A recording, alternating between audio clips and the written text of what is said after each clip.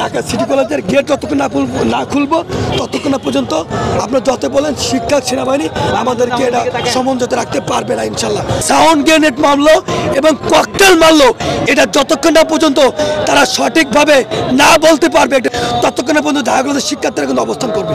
ওখানে টিয়ারশেল মারা হয়েছে আর কিছু সাউন্ড গ্রেনেড তো বোঝেনি, সাউন্ড গ্রেনেড হচ্ছে এটা ভয় দেখানোর জন্য, এটা আমাদের একটা কৌশল। এখানে কোনো ক্ষতিও হয় না, কেউ কোনো কিছু হয় না, এটা জাস্ট আমাদের একটা কৌশল। সেনাবাহিনী যে আওয়ামী লীগের দোষরের ভূমিকা রেখেছে এটা আমরা ঢাকা কলেজের শিক্ষার্থীর হতভম্ব।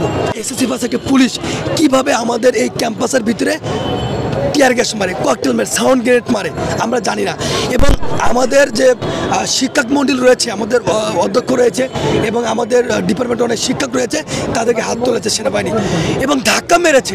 আমাদের গেট ভেঙেছে সেনাবাহিনী, গেট ভেঙে ভিতরে প্রবেশ করে এখানে টিয়ার গ্যাস মেরেছে, ককটেল মেরেছে এবং সাউন্ড গ্রেনেড মেরেছে। এবং আমাদের শিক্ষকরা আমরা দেখেছি 2-3 জন আহত, তারা চোখে আহত হয়েছে। এই জন্য শিক্ষকরা আমাদের বলতে এসেছিল এখানে যে তোমরা শান্ত হও, আপনারা দেখতেছি বিষয়টা কীভাবে সমঝোত করা যায়। কিন্তু এটা বলতে আসার আগে সেনাবাহিনী যে আওয়ামী লীগের দোষরের ভূমিকা রেখেছে এটা আমরা ঢাকা কলেজের শিক্ষার্থীর হতভম্ব। আমরা কখনো সেনাবাহিনীর কাছ থেকে এটা আশা করি নাই, পুলিশের কাছ থেকে আশা করি নাই যে কেন তারা ক্যাম্পাসের ভিতরে সাউন্ড গ্রেনেড মারলো এবং ককটেল মারলো, এটা যতক্ষণ না পর্যন্ত তারা সঠিকভাবে না বলতে পারবে, একটা বিবৃতি না দেবে ততক্ষণ পর্যন্ত ঢাকা কলেজের শিক্ষার্থীরা কিন্তু অবস্থান করবে। ডাইরেক্ট হুঁশিয়ারি। আচ্ছা, আপনি একটু আগে দেখলাম যে সেনা কর্মকর্তা এবং শিক্ষকদের সঙ্গে কথা হচ্ছে আপনাদের, তারা কি বলছিলেন? তারা একটা সমঝোতার চেষ্টা করছে, কিন্তু আমাদের যেখানে আমাদের 100-র বেশি শিক্ষার্থীরা আহত হয়েছে, মেডিকেলে ভর্তি, তাহলে কিভাবে তারা সমঝোতা করে? আমাদের সমঝোতা একটাই হবে যে আমাদের ওই ঢাকা সিটি কলেজের গেট যতক্ষণ না খুলবো ততক্ষণ না পর্যন্ত আপনার যত বলেন শিক্ষক সেনাবাহিনী আমাদেরকে এটা সমঝোতা রাখতে পারবে না ইনশাল্লাহ। আমাদের শিক্ষক মন্ডলী অডিটোরিয়াম রয়েছে, আপনার অডিটোরিয়াম আছে। ঢাকা কলেজ এবং সিটি কলেজের 2 গ্রুপ ছাত্র আর কি, তারা মুখোমুখি অবস্থান নিয়েছে সায়েন্স ল্যাবরেটরি।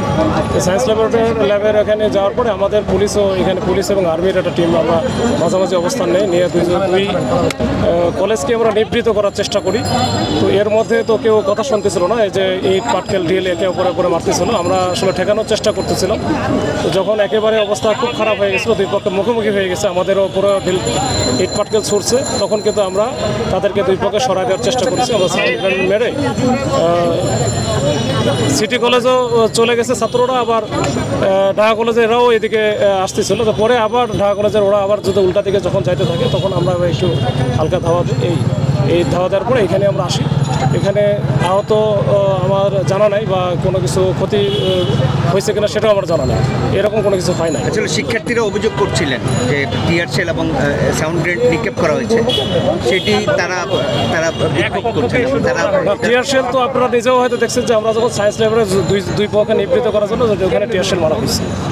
আর কিছু সাউন্ড গ্রেনেড তো বোঝেনি, সাউন্ড গ্রেনেড হচ্ছে এটা ভয় দেখানোর জন্য, এটা আমাদের একটা কৌশল। এখানে কোনো ক্ষতিও হয় না, কেউ কোনো কিছু হয় না, এটা জাস্ট আমাদের একটা কৌশল।